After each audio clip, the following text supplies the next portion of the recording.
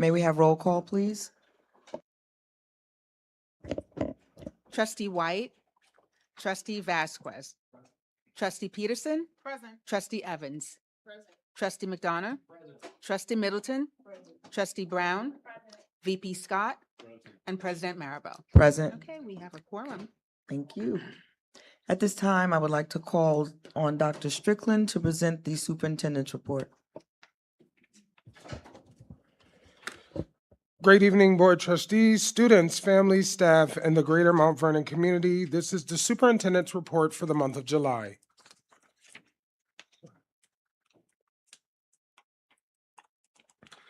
A big welcome to all of our principals that are new in the district. Mr. Joseph Engelhardt, principal of Mount Vernon STEAM Academy, Mr. Donald Peters, Graham Elementary, Mr. Derek Dunlop, Traphagen Elementary, and I would like to congratulate our principals that have risen in the ranks from assistant principal, which includes Ms. Anjanette Brown, who's going to Denzel Washington School of the Arts, Ms. Erica Naughton, Edward Williams School, Ms. Kristen Cipriano, Lincoln Elementary, and finally, I would like to welcome back Ms. Barbara Abbey back to the Nelson Mandela Dr. Jose Holocaufer School. I am ecstatic to have you join our team, and I look forward with all of you, with working with all of you and seeing our children in Mount Vernon thrive under your guidance. Next slide. I would like to highlight one of our inspiring leaders, Kylie Jules Robinson, a rising junior at Mount Vernon STEAM Academy, who is currently attending the inaugural Healthcare Academy summer program through Mayo Clinic College of Medicine and Science. Not only has she earned a spot out of the exclusive 100 seats available nationwide, but she also received a full scholarship to attend the highly selective program. Here, she will explore careers in medicine through hands-on learning and immersive experiences with healthcare professionals. Congratulations, Kylie. I know you will return with more knowledge and passion to pursue a career in the world of medicine. Next slide.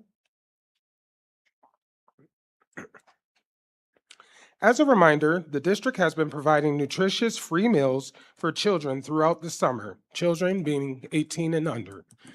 Meal sites include Graham, Mount Vernon High School, Pennington, Benjamin Turner, Mount Vernon Public Library, Fresh Start Christian Center, Lending a Hand to the Future, West Help, and Start Hope on the Green.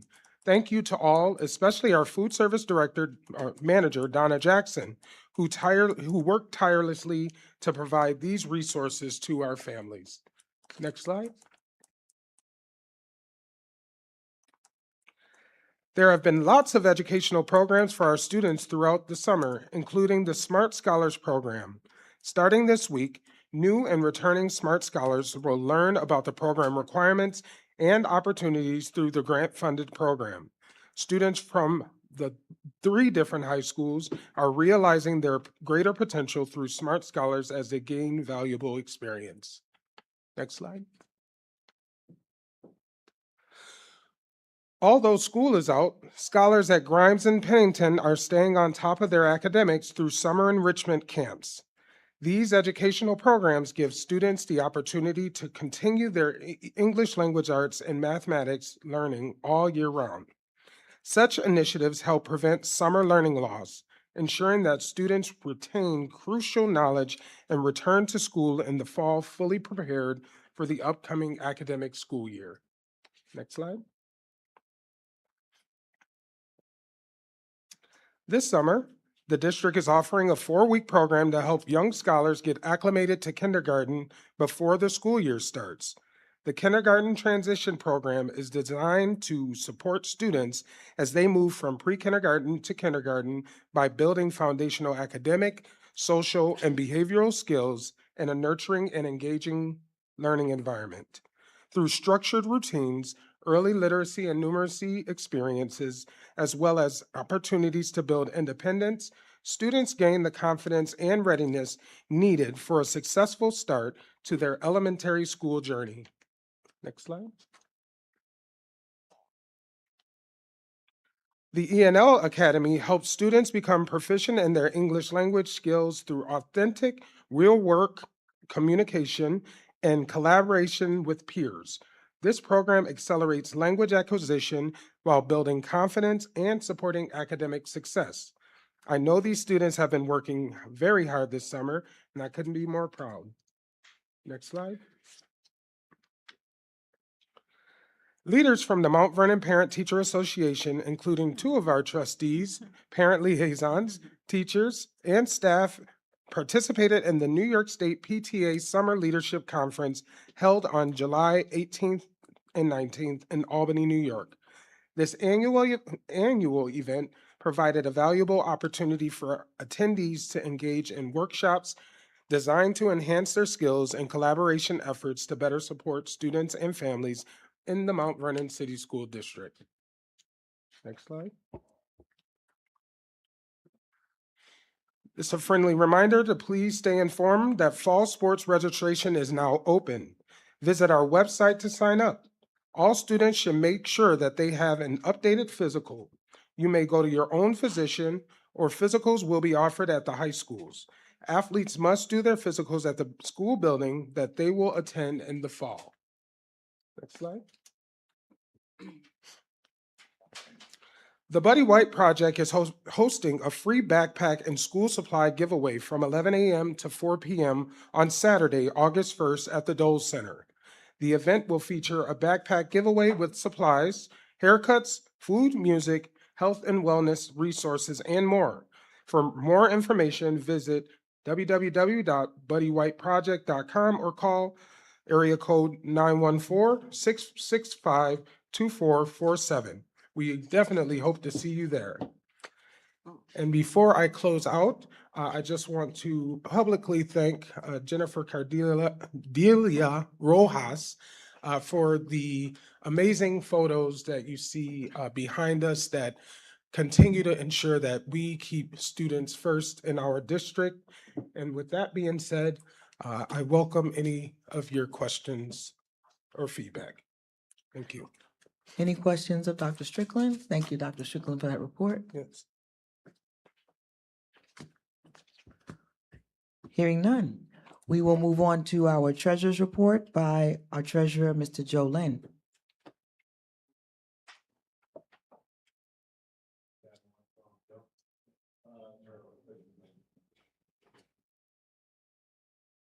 I need the presentation. Is that the wrong one?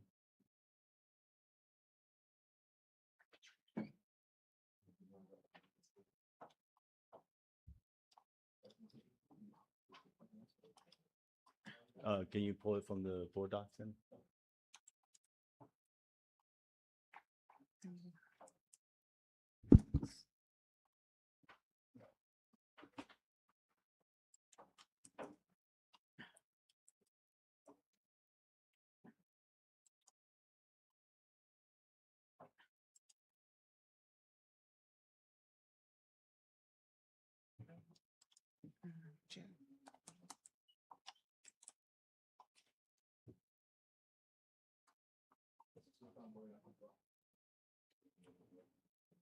How many things do you have? Next. I can send it to us. Okay. All right, so good evening, trustees. Apologies for the technical difficulty on the presentation there. So you guys are gonna have to follow along a little bit with the wordy version. We'll start with the treasurer's report. If you could just zoom in on the table there a little bit. Okay, so for this month, cash position decreased during the June year-end disbursement, where disbursements exceeded our receipts. Trustee Lynn, Treasurer Lynn, we are going to, I believe we're going to make sure we get that presentation up so it's easier for us to follow along. So we Okay. just give us one moment.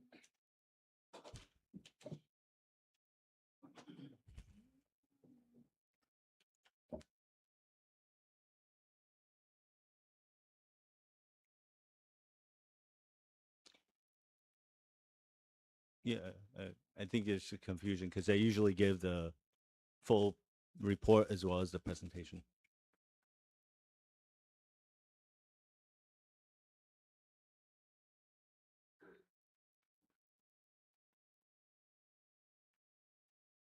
There you go. We go to the first slide.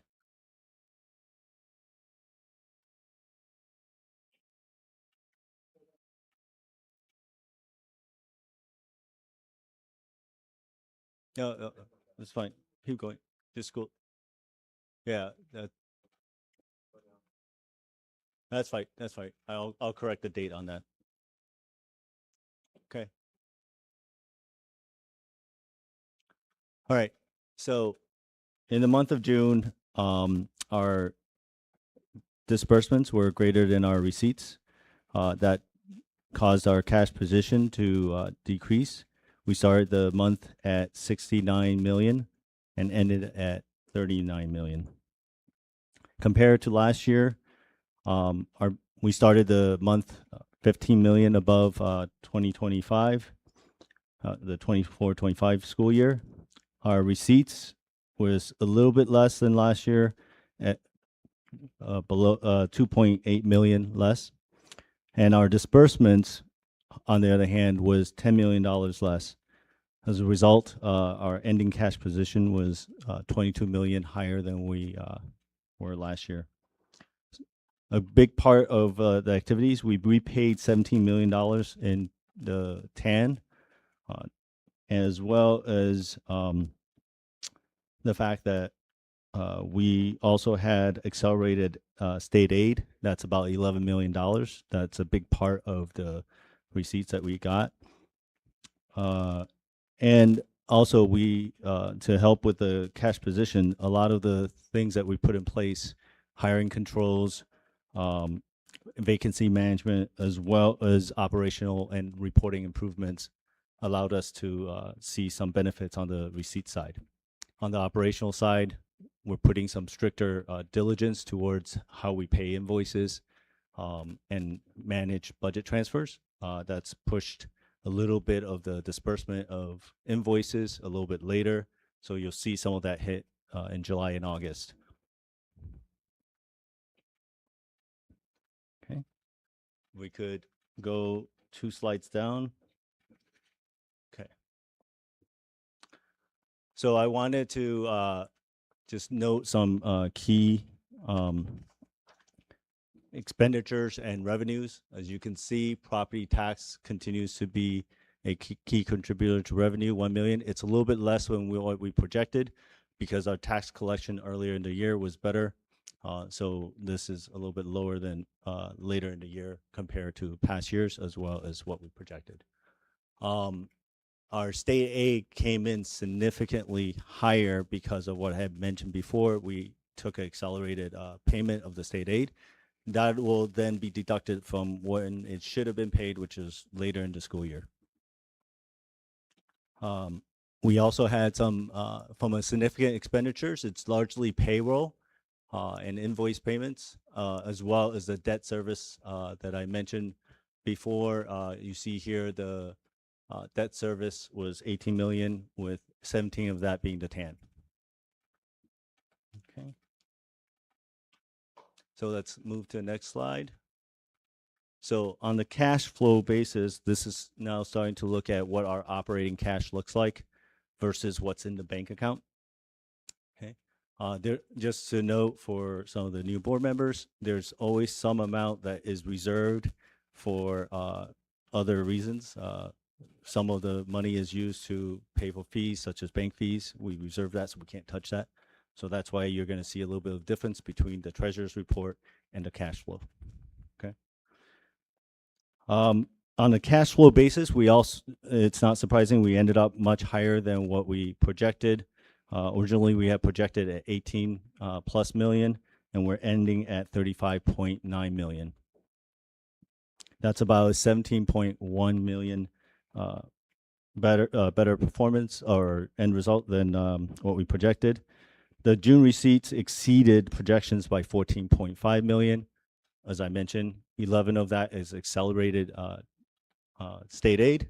So there's another 3.5 million in various revenues. One of the key revenue items is going to be the BOCES aid. That came in a lot higher than we had anticipated. Okay. All right. Can you move to 2 slides down? Oh, wait. No, not 2 slides. Oh, 1 slide up, back. Okay. So just really quick to highlight, as I mentioned earlier, those are the key revenue and June expenditures. Okay. Final payroll amounts. There's a big portion of the payroll that's going to be a little bit higher than normal because of the fact that we have the balloon payment at the end of the year, as well as with the new contractual agreements with the unions, there's a retro payment that needed to be paid out. There's also at the end of the year a lot of contractually obligated incentives that we have to pay out. So that's going to drive up the payroll numbers in the month of June. Okay. All right, next slide. All right. So the general fund appropriation status update, this one is tentative. So there's a difference between our cash position and the appropriations and where our budget stands. So as we head into the next section here, we're going to be looking at it from a budget standpoint. Usually at the end of the year, there's a closing of the books where we're going to be processing a lot of invoices that will be tied to the previous year's budget, but will be paid out in the current year sort of cash. So that's why you're not going to see the exact same numbers here in terms of the appropriations versus our cash flow or our treasurer's report. All right. But not surprising, you know, we had reported that we would expect expenditures to go up significantly as we head into the month of June. And you're seeing that. We anticipate there's still more to go. You're seeing that we have 11.46 million in open purchase orders. That is going to constitute things that we plan to buy that we haven't yet closed out and liquidated, as well as items that we've received a good or service, but we have not yet processed the invoice. And then finally, those items that we will continue to purchase or in terms of the good or service, but hasn't been fully executed yet. So some of that will carry into the following year's budget as accrued sort of liabilities or as carryover purchase orders. Okay. You're seeing that the requested amount is also being released. We went from 791,000 down to 115,000. That's continuing the closeout process. We're closing things out, reviewing everything diligently. And finally, available appropriation, the amount of budget that was available, you're seeing that decline. We have projected that we were likely to be below 6 million. We still have more to process, so I would expect that number to continue to decline a little bit. But you can see that's a pretty significant drop from last month to this month. Okay. Okay.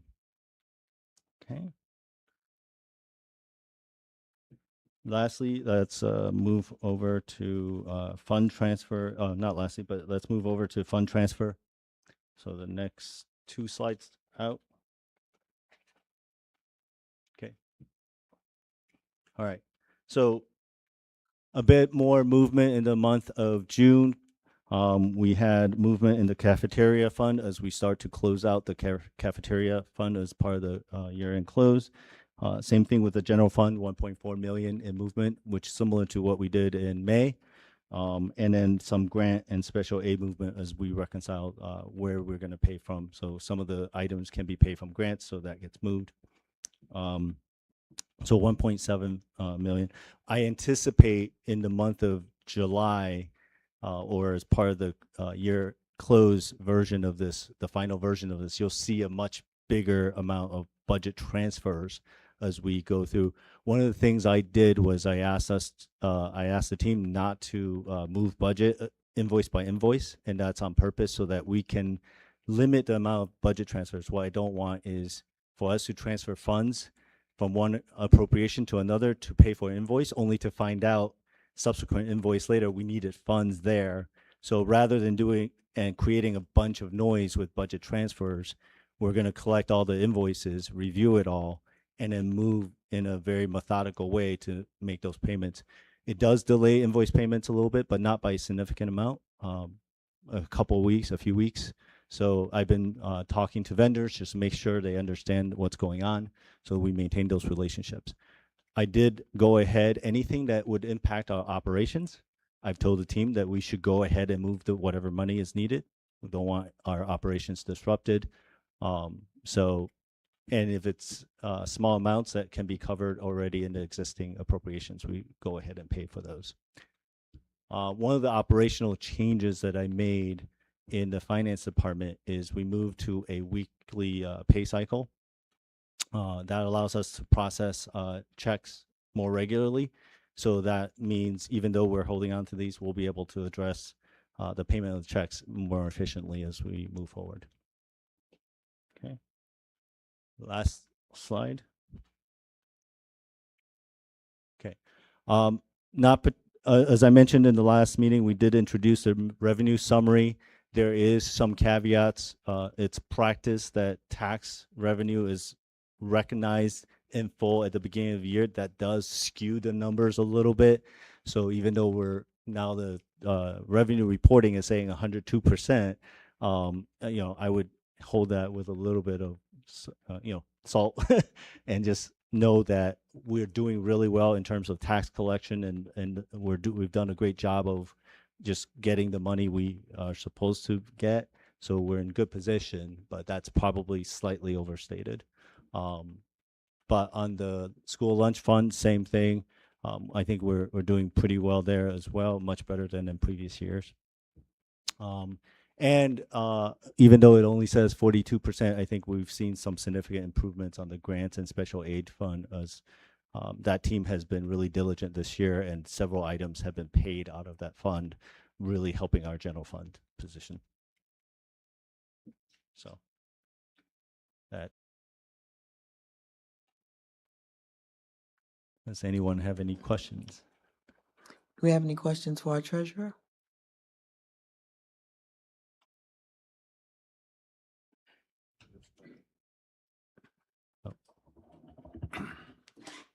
Trustee McDonough? Thanks. Good. This is a good report. Things are looking good. So you mentioned that there's going to be a little bit of a variance in that last slide because you're reporting revenue and it's based on 100% of the tax collection. Correct. And last month, it looked like we were still looking for about 4.5%. I think it was like 6.1 million not collected for the 25-26 year. Correct. So I'm assuming we've collected some more of that since that report in the last month. No, actually, one of the things that we're going to do, certified that. Because we certify that. And Got it. Remember, the process in the past was the dual collection, which creates a lot of confusion as to the state. So I've asked the team that we need to stop doing that. Once a new process is in place, it will be a one-party collection. Either the city will collect or we will collect, but not both. Okay, so then in that number, it's instead of 276, it's more like 270 in that last slide, something like that. It would be a little bit higher because you remember there's some offset, and we are getting a little bit better reports in terms of the BOCES aid and state aid, not excluding the 11 million, which would be part of this current year's budget. But in terms of state aid, we actually, from the reporting corrections, we actually got some better numbers coming through in state aid. Great. And that was my next question. So state aid exceeded projections by 4.1 million. Does that include those next two buckets, the excess cost aid and the wagering aid, or are those separate unanticipated revenues there? So the total would be 7.4 million. Well, it's various state aids. I think excess was one of the ones that was slightly higher, but I could definitely get definitive numbers for you. I don't have it on hand right now, I will tell you that prior year BOCES refund was close to $1 million higher than what we anticipated. Okay, thanks. Any other questions? Can you just drill down a little bit on the accelerated state aid of 11 million? And Yeah, explain how that Yeah, so impacts this report? Yeah, so in terms of the 11 million, obviously it puts us in a better cash position. One of the benefits of us being in such a great cash position is we don't have to be looking at a TAN going forward. The 11 million was lottery aid and general aid that we received. So combined about 11.5 million. Okay, so technically, we should have received that money in September, but we received it early in June, right? Correct. So that's why it impacts and it looks greater than we anticipated. Correct. Okay. Yeah. Will we be moving any of that money to the fund balance? Well, so that's just the cash side. So the fund balance has to do with the budgetary side. So the 11 million doesn't really impact the fund balance at all. The fund balance will be more impacted by what we're doing with the purchase orders and the processing of invoices. And I think that's it. Anyone else have any other questions? Okay, thank you. We will move to public comment.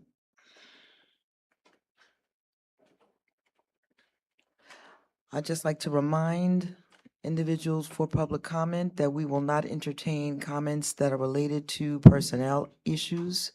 We do have a statement on our agenda indicating the parameters around public comment, and we ask that you please adhere to those policies. You will have 3 minutes to state your comment and 1 minute to wrap it up, just in case you go over. And if we are able to respond, we will, and if not, then we will refer the question or information to our superintendent, who will refer it to the appropriate personnel. At this time, we have Sheila Solomon. Good evening. This September will mark 25 years since the 9/11 attacks. There are more than 100 million Americans either born after 9/11 or who are too young to hold personal memories of that day. The Mount Vernon City School District Volunteer Group, which was established last school year, has over 80 plus registered volunteers, recently applied for a 9/11 grant. We are honored to announce that we are one of the proud 2026 recipients of that grant. Thank you. 9/11 Day was founded in 2002 by co-founders David Payne and Jay Warnock shortly after September 11th terrorist attacks. David and Jay wanted something good to come from the loss of so many lives from that tragedy. Jay's younger brother, Glenn, an attorney and volunteer firefighter, was killed while responding to the World Trade Center. David and Jay began with a simple idea. Let's take back that day by turning the anniversary of 9/11 into a day of doing good. September 11th, National Day of Service and Remembrance, was created by federal law in 2009. This allowed a unique opportunity to shape how the day is observed.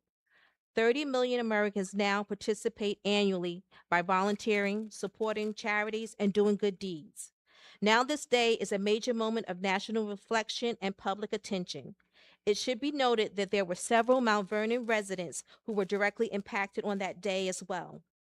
The Mount Vernon City School District Volunteer Group will engage with other communities across the United States in a National Day of Service and community reflection.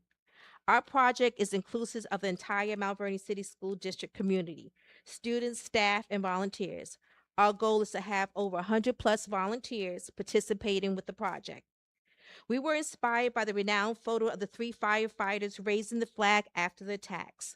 The photo represented fortitude, resilience, and unity. We are still finalizing all the details, but the focus of our project in September will be on planting flowers around the flagpoles at each of the Mount Vernon City School District 14 campuses in observance of the 25th anniversary of 9/11, honoring those who lost their lives, remembering the loved ones, and recognizing the courage of our first responders. There will also be an educational portion for students and staff to further engage and to learn about that day. Please keep your eyes and ears open for additional details soon to follow. We are looking forward to the opportunity which will allow the Mount Vernon City School District to come together as one on this day of service and remembrance. Teaching our students that 9/11 Day is a national day of service, which means helping or doing good deeds for others, remembering and honoring thousands of people who died in a serious tragic events on September 11th, 2001. Pointing out that after 9/11, people did kind things for each other and served their communities together. Sharing that after 9/11, people forgot their differences and came together in unity. We are stronger together. See you in September. Thank you. Thank you so very much. Dr. Strickland, you have a comment? Yes, thank you, Ms. Solomon, for continuously highlighting the great that is happening in our district. We did get, I think, over $5 million, and our schools will be planting flowers around the flagpoles on this 9/11 in our schools. So, and I also want to thank Ms. Solomon. She actually pitched the idea of the Mount Vernon staff creating a volunteer group. So that's like one of her babies. And you know, we need volunteers because the money ain't looking right at times. But I do like to publicly thank her and acknowledge the hard work that she does for our organization. Thank you. Thank you, Ms. Solomon. We do appreciate you. We are going to move on to our agenda items. At this time, I would like to entertain a motion to approve the consent agenda items 4.2 to 8.5. It's been moved and properly seconded that we approve consent item agendas 4.2 to 8.5. Any discussion? May I have the vote? All in favor? Any opposed? Abstain? Motion carries. Thank you. We will move on to resolutions that appeared after the work session. I would like to draw your attention to resolutions number 9.1 through 9.9. I will give you a moment to review them.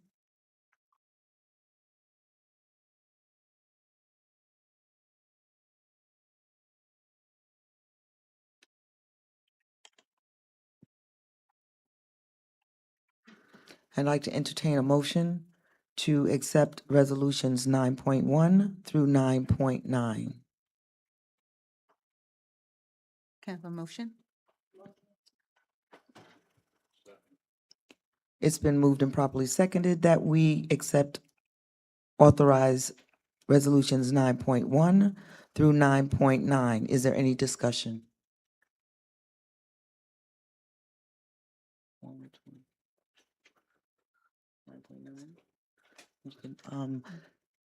Dr. Strickland, you'd like to make a comment for 9.9? Yep, just want to publicly thank Tony Amiro, who's here in the audience, who's done wonderful years of service for our district.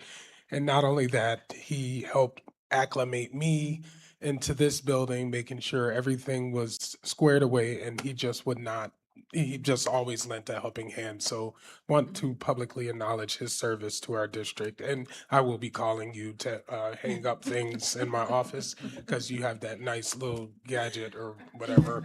But thank you.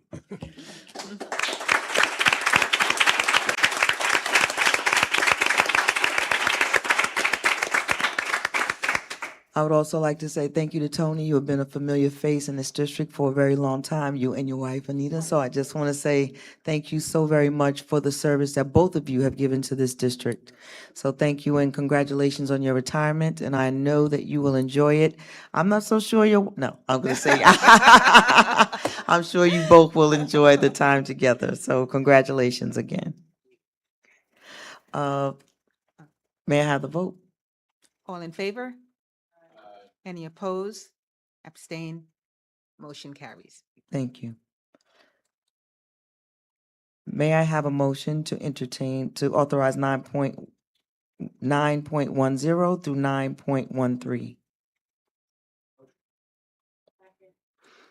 It's been moved and properly seconded that we authorize resolutions 9.10 through 9.13. Is there any discussion?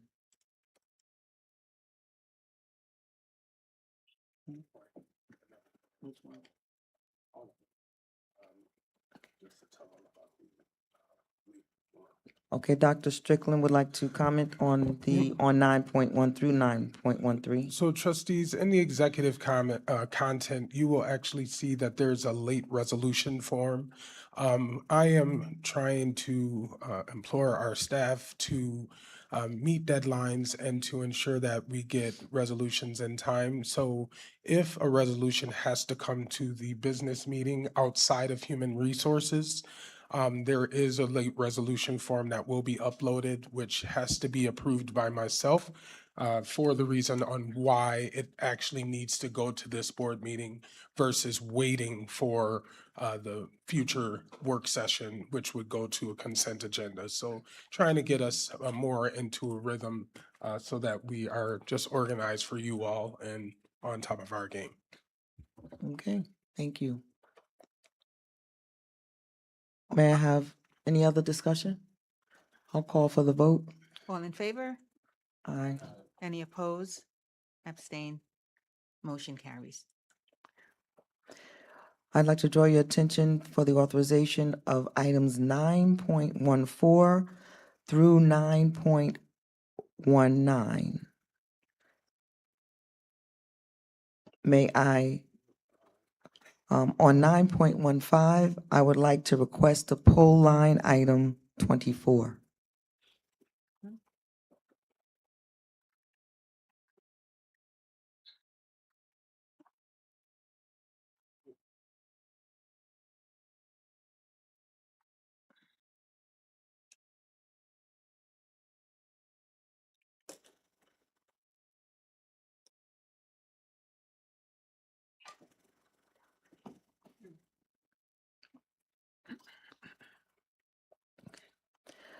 Is there any objection to pulling line number 24? 9.15, line number 24. 19. Okay, all right. Okay. I would like to entertain a motion to authorize 9.14 through 9.19 with line number 24 being pulled from 9.15. May I have a motion? I have a first and a second to authorize 9.14 through 9.19, pulling line 24 from 9.15. Any discussion? Dr. Strickland? So it's me again. In 9.18 and 9.19, you will see an executive content. This will be an expectation that begins in September of 2026. The executive summary is for the trustees' benefits. You will see that there's a recommendation that's placed there. There's actually going to be an overview for why the money needs to be used or spent, just to hold those that are receiving funds more accountable. There will be a financial analysis, so you will actually know exactly what funds it is using. As you could see, 9.18 and 9 are using our title funds, so that's not a hit to our general fund. And then finally, a summary. Moreover, as we continue to develop a more cohesive process, there will be a section on deliverables. So what are the expectations for the services that are being asked to be rendered? Again, more of an accountability piece.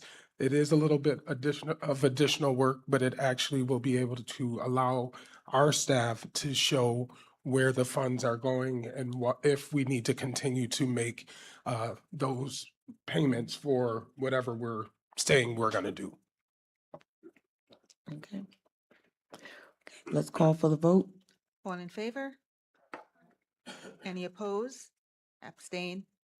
Motion carries. Thank you. I'd like to draw your attention to 9.20, and I would like to entertain a motion to accept the state monitor's annual report update for the academic improvement and financial 21 through 9.28. And I'd like to entertain a motion to authorize 9.21 through 9.28. I have a first and a second to authorize 9.21 through 9.28. Is there any discussion?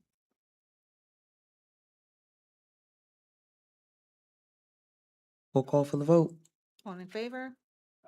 Any opposed? Abstain? Motion carries.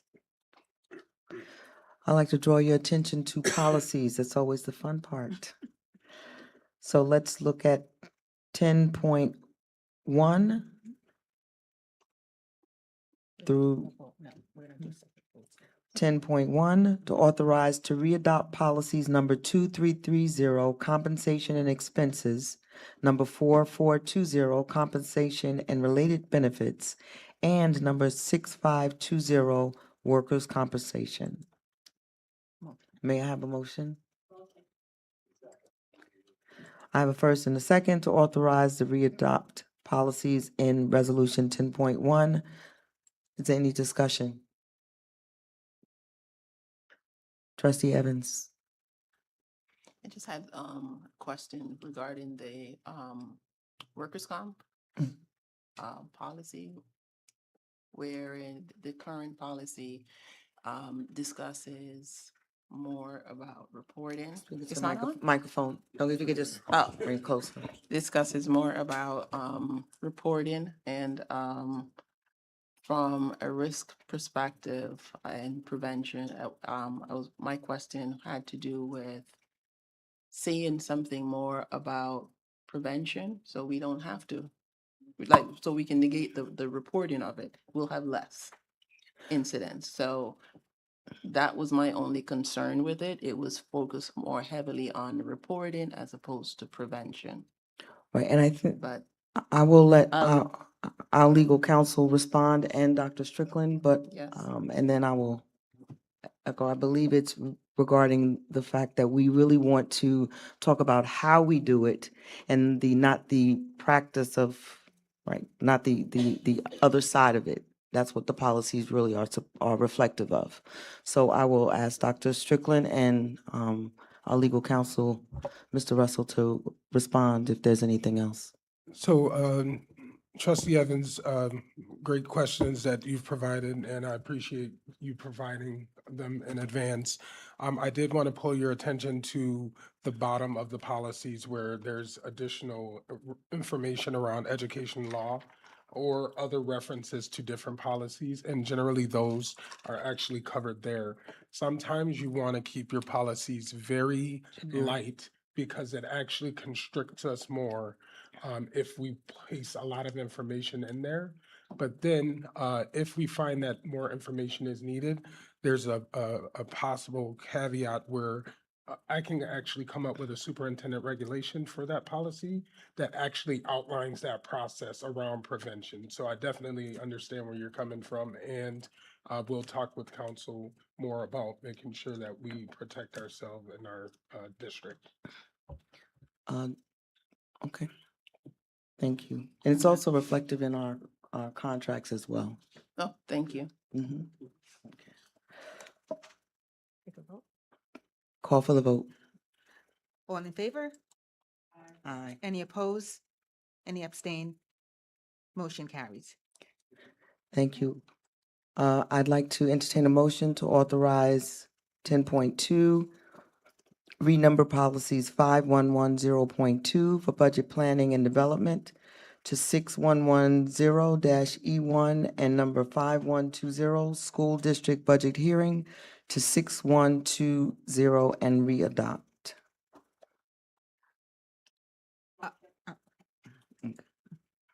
Do I have a second? I have a first and a second to authorize Resolution 10.2. Any discussion? We'll call for the vote. All in favor? Aye. Oppose? Any abstain? Motion carries. Okay. I'd like to have Mhm. a motion to authorize the first reading for policies 4321.6, the availability of alternative format instructional materials for students with disabilities, 4321.7, district-wide and statewide assessments and students with disabilities, and 4321.8, impartial hearing officer appointment and compensation. May I have a motion? Have a second? Okay, I have a first and a second to authorize resolution number 10.3. All in favor? Any opposed? Abstain? Motion carries for first reading. May I have the first reading? Yes. Legal counsel Russell. Good evening, trustees. We have the first reading of 4321.6, which is the availability of alternative format instructional materials for students with disabilities. This is a required policy, and it reads as follows. The Board of Education recognizes its responsibility to ensure that all the instructional materials used in the district schools are made available in a usable alternative format for students with disabilities in accordance with their individual educational needs and course selections at the same time as those materials are available to non-disabled students. In accordance with the applicable law and regulations, any such alternative format procured by the district will meet the National Instructional Materials Accessibility Standard. For purposes of this policy, alternative format will mean any medium or format for the presentation of instructional materials other than traditional printed textbooks that is needed as an accommodation for students with disability enrolled in the school district, including but not limited to Braille, large print, open and closed captions, audio, or electronic files. The electronic file must be compatible with at least one alternative format conversion software program. The superintendent, in conjunction with the Offices of Student Personnel Services and Curriculum and Instructions, will develop a plan to ensure the availability of alternative format materials in accordance with the timeliness requirements of this policy. Such a plan will provide for, 1, preference to vendors who agree to provide instructional materials in alternative formats and to reflect this requirement in the bidding specifications used for the procurement of institutional materials. The same preference will be given to vendors of instructional materials ordered for a school library. 2, consultation with appropriate school personnel regarding how students will access electronic files. The district's technology staff will be notified of any need to convert electronic files into accessible format, such as Braille, large print, audio, or alternative display. 3, the availability of hardware and or software a student with disabilities in need of alternative format materials might require to assess the instructional material. 4, the yearly review of districts' ordering timeliness for the purchase of instructional materials to ensure sufficient lead time for obtaining needed alternative format materials. 5, notifications to appropriate schools personnel by the CSE subcommittees, CPSE, and Section 504 committee chairperson whenever it is determined that a student needs instructional material in an alternative format.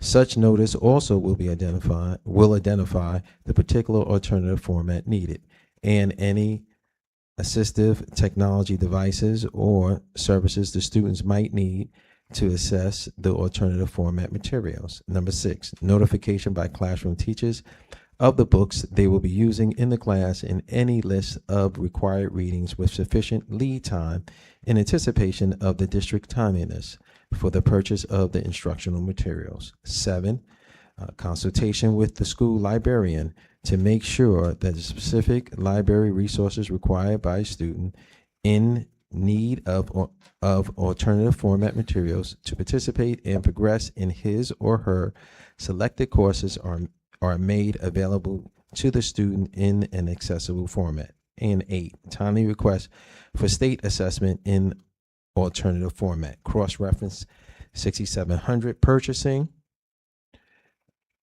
Reference individuals with disabilities education, IDEA.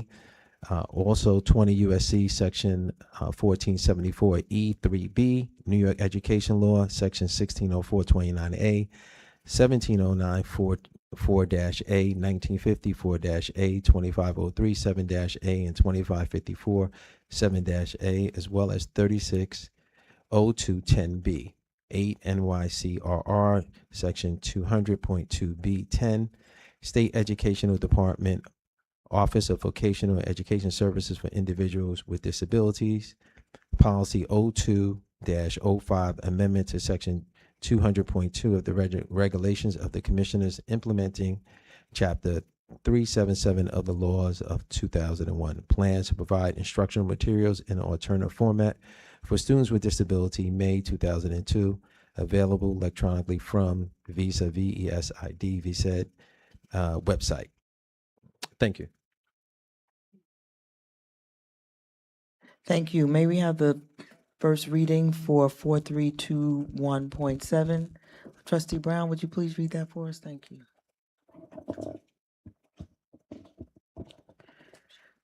4321. Sorry. Thank you.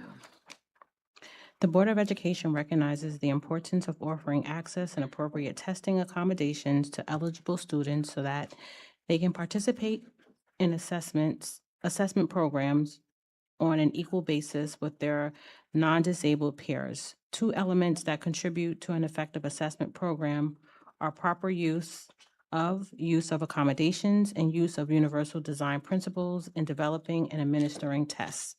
Test accommodations.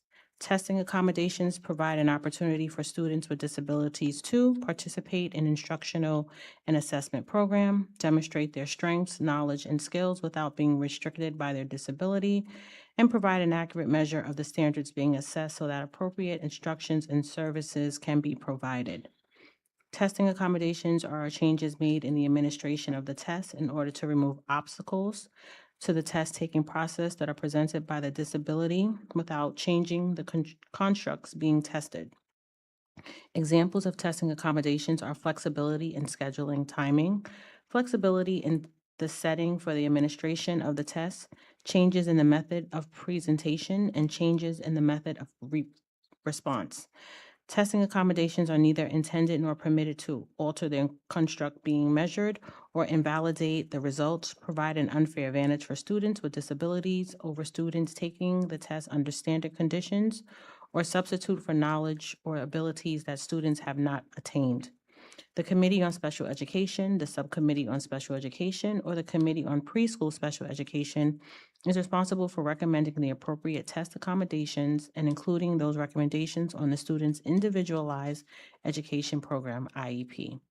Individualized Education Service Program, IESP, or Service Plan, SP. If it is determined that a student should participate in alternative assessments instead of the standard statewide or district-wide tests, the CSC must indicate the reason for doing so on the IEP, IESP, or SP. The appointed 504 hearing officer, i.e. the 504 multiple disciplinary committee, will include the appropriate test accommodations as part of the 504 plan. The recommendation will be reviewed annually by the CSE Subcommittee, CPSE, or 504 team. The board acknowledges the importance of integrating the assessment program with the instructional program, and to that end, encourage effective communication among district staff so that the implementation is consistent and fair. The goal is to provide effective assessments that allow students to benefit from their educational program. In some situations, a building principal may authorize the use of testing accommodations in accordance with the policy. Those instances are limited to cases where a regular education student incurs a disability such as, but not limited to, a broken arm without sufficient time for the CSE, CPSE, and/or Section 504 committee to make a recommendation prior to a test. They do not include cases where the student is already being evaluated to determine his or her eligibility for status as a student with a disability. In exercising this authority, the building principal will rely on his or her professional judgment. He or she should also confer with CSC, CPSE, and/or Section 504 committee members. Universal design principles and district-wide assessment. The Board of Education recognizes the benefits of using the principles of universal design to further the goal of ensuring equal access to district-wide assessments and to ensure the most accurate measure of the performance of all students. The board directs the superintendent in consultation with appropriate school staff to examine how universal design principles can be incorporated into the district's assessment program and to facilitate its use to the extent feasible. Any steps taken in this regard will be consistent with this policy and applicable state education department policy and/or guidance on the use of universal design principles. At a minimum, the superintendent may, in consultation with the appropriate district staff, will explore how district assessments can be, 1, made more usable by students with diverse abilities, 2, designed to better accommodate a wide range of individual preferences and abilities, 3, made more understandable, 4, made to communicate necessary information to students more effectively, 5, designed to minimize adverse consequences of accidental or unintended actions, 6, use more efficiency and comfortability, and with a minimum of student fatigue. Course reference 4321, Programs of Students with Disabilities, 4321.5, Confidentiality and Distribution of IEP, IESP, and SP, 5020.3, Students with Disabilities, and Section 504, Reference Individuals with Disability Education Act, IDEA 20 USC subsection 140135, 1412, Part A 16E, 34, cross-reference subsection 300.44, Assisted Technology Act 29 USC 3002, 19, 8, NYCRR subsection 200.1, triple J, 200.2, Part B, 1314, 200.4 D, 26. Thank you. Thank you. Trustee Peterson, would you read first reading 4321.8, impartial hearing officer appointment and compensation? Okay, title, Impartial Hearing Officer Appointment and Compensation, Code 4321.8, status first reading. The Board of Education will appoint impartial hearing officers, IHO, as needed to hear complaints regarding the identification, evaluation, or placement of students with disabilities, or the provision of a free appropriate public education to such a student in accordance with the rotational selection process and other applicable procedures described in Commissioner's regulations. Selection. The updated list of certified IHOs for this county promulgated by the New York State Education Department will be used in connection with requests for impartial hearings. The list shall also include the names of those other certified IHOs whose names appear on the state list and who have indicated to the district their interest in serving as an IHO in the district. Upon receipt of a request for an impartial hearing, the rotational selection process for the IHO shall be initiated immediately and always within 2 business days after receipt by the district of such written request. Should an IHO decline appointment, or if within 24 hours the IHO fails to respond or is unreachable after reasonable efforts by the district clerk or designee, such efforts will be documented through independently verifiable efforts. The district representative shall then proceed through the list to determine availability of the next successive IHO.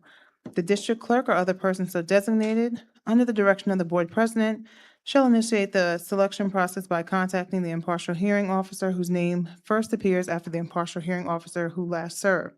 The district clerk or designee shall canvass the list in alphabetical order as prescribed by the regulations of the Commissioner of Education until an appointment is accepted.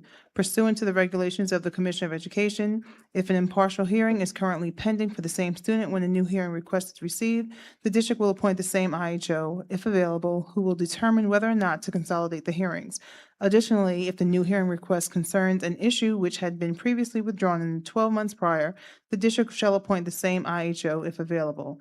An IHO on the district's rotational list may not accept appointment unless he or she is available to, 1, make a determination on the sufficiency of due process complaint that will be heard at the hearing within 5 days of receiving such a request, and 2, initiate the hearing within the first 14 days after either the date on which he or she receives written notice that the parents and the district waive their right to hold a resolution meeting to resolve their differences prior to commencement of the hearing, or met but were unable to reach agreement, or the expiration of the 30-day period beginning with the receipt of the due process complaint, whichever occurs first.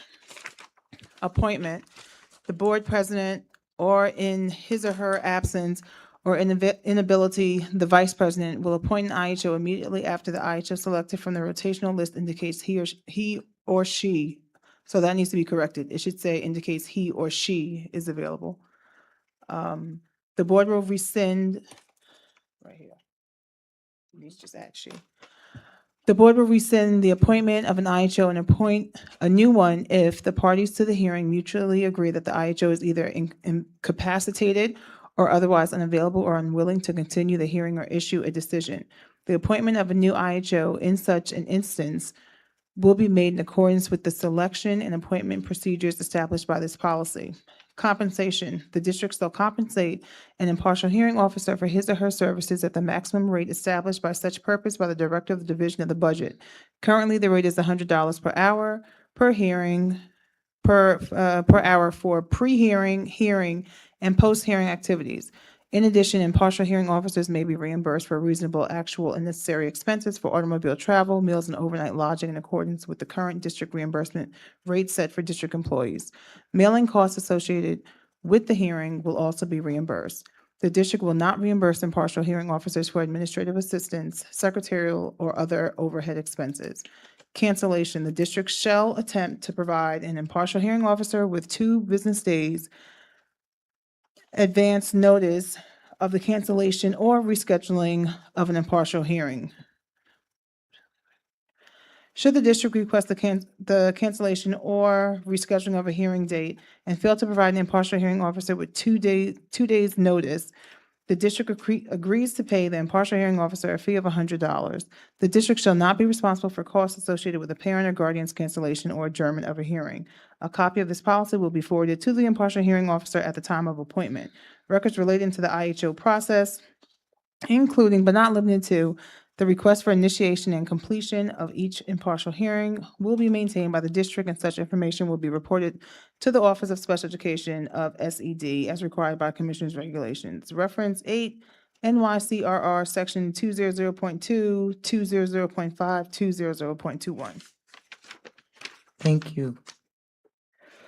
At this time, we would like to draw your attention to Resolution 10.4, and I would like to entertain a motion for authorization to waive the second and third readings for policies 4321.6, availability of alternative format instructional materials for students with disabilities, 4321.7, district-wide and statewide assessments and students with disabilities, and 4321.8, impartial hearing officer appointment and compensation, and immediately adopt.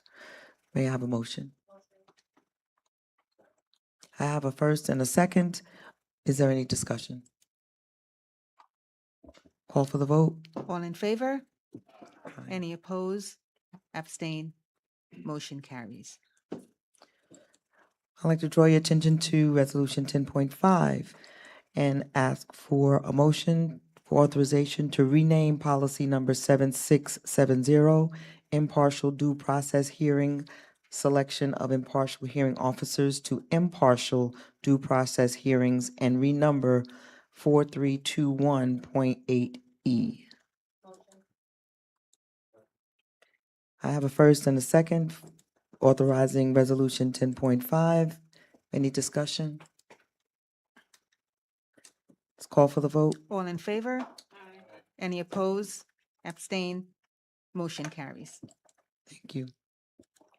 At this time, I would like to call for any comments from the board. Trustee McDonough? Thank you. I went to a NISBA law conference today. You would have loved it, Royce. It was lawyers everywhere. Talking for 5 hours. I thought of you. I was like, Royce, you would love this. It'd be great. But did you go to the one up in Albany? No, Oh, Royce you went. did. You went. It was good. There was some really good stuff. I won't go into all of the presentations, and then more extensive outlines with citations are all available at NISBA's site. But the topics were immunizations and exemptions, AI's impact on things like plagiarism, harassment, cybersecurity and data privacy, And then some selected New York State laws and regulations. One was about holding reorg meetings. You have up until July 20th. I think it's going to be next year. That was interesting. Providing information about water safety. That's going to be a requirement. There are a few school district requirements about drowning, things like that.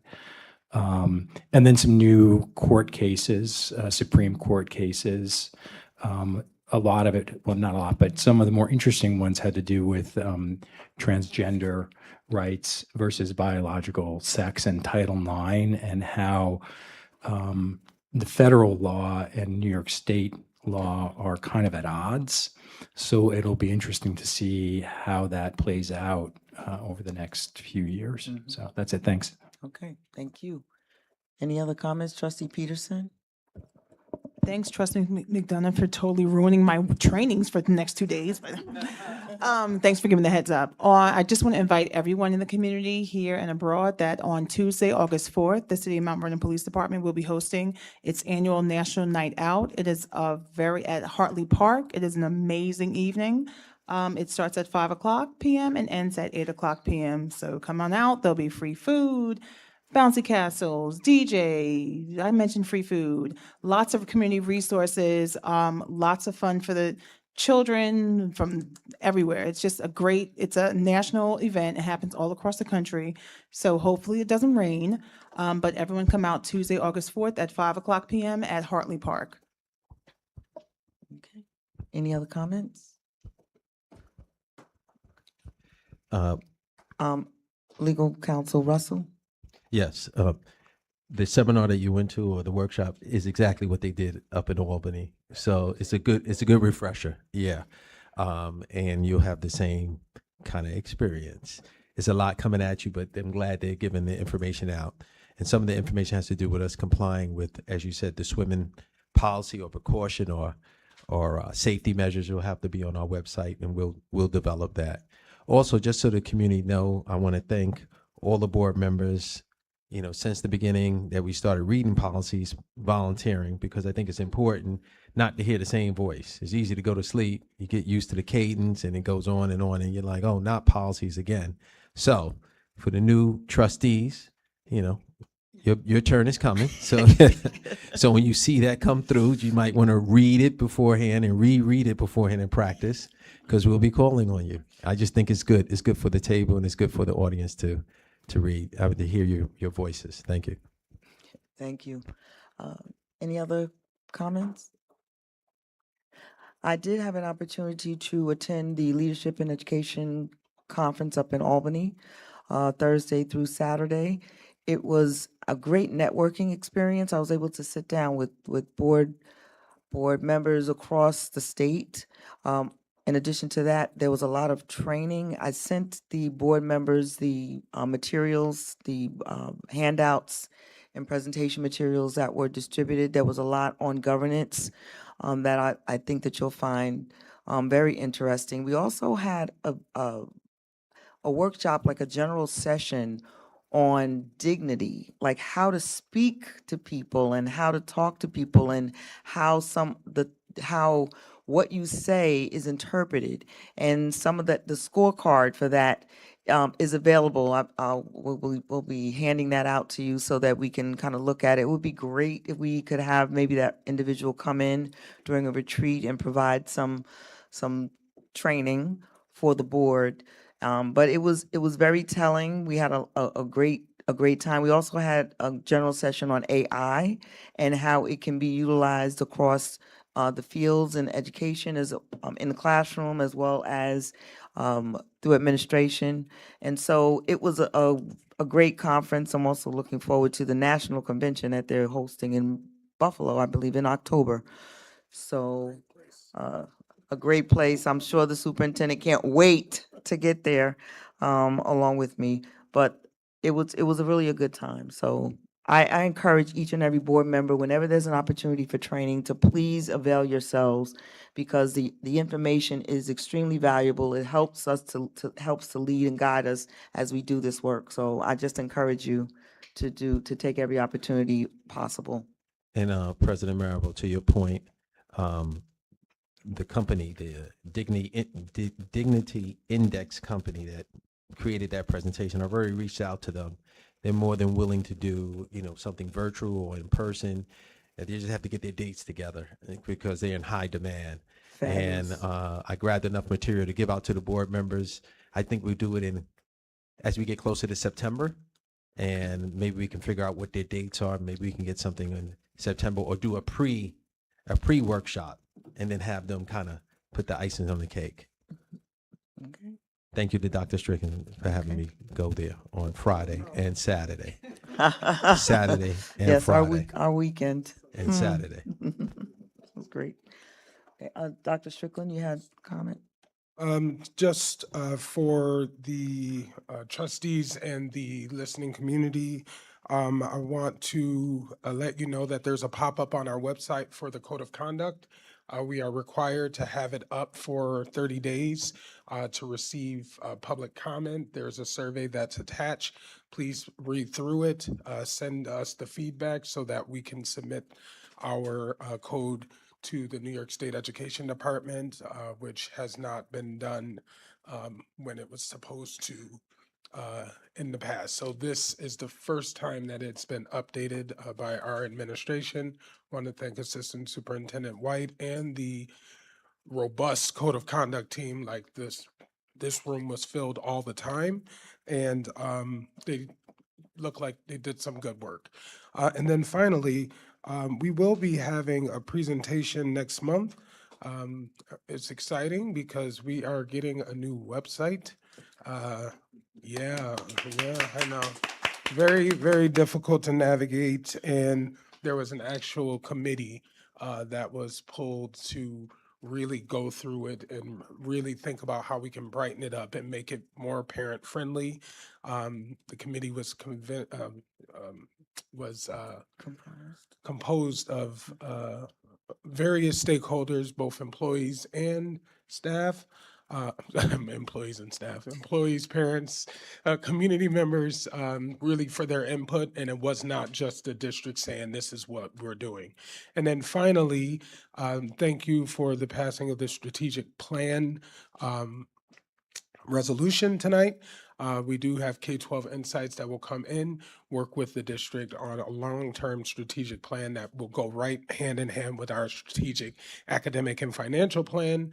But there will be opportunities for all stakeholders, no matter where you live, no matter who you are, to apply to be on that group. So we hope put a path forward for where we are going as a district. So thank you. Thank you.